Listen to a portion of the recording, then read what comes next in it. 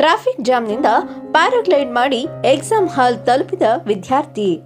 ಚೆನ್ನಾಗಿ ಓದಬೇಕು, ಪರೀಕ್ಷೆಯಲ್ಲಿ ಒಳ್ಳೆಯ ಅಂಕ ಗಳಿಸಬೇಕು, ಒಂದೊಳ್ಳೆ ಜೀವನವನ್ನ ರೂಪಿಸಿಕೊಳ್ಳಬೇಕು ಎನ್ನುವ ತುಡಿತ ಇರುವವರು ಎಲ್ಲಾ ಅಡೆತಡೆಗಳನ್ನು ಮೀರಿ ತಮ್ಮ ಗುರಿಯತ್ತ ಸಾಗುವ ಪ್ರಯತ್ನವನ್ನ ಮಾಡ್ತಾರೆ.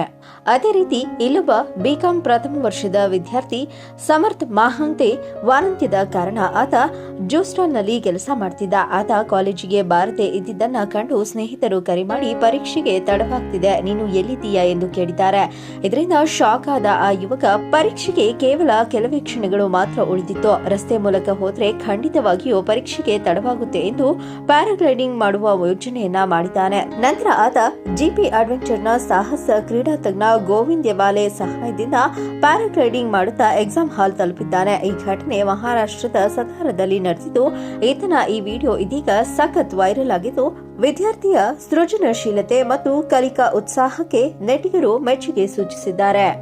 ಈ ಕಂಟೆಂಟ್ ನಿಮಗೆ ಇಷ್ಟವಾದಲ್ಲಿ ನಮ್ಮ BNN ಚಾನೆಲ್ ಅನ್ನು ಲೈಕ್ ಮಾಡಿ, ಶೇರ್ ಮಾಡಿ, ಸಬ್ಸ್ಕ್ರೈಬ್ ಮಾಡಿ.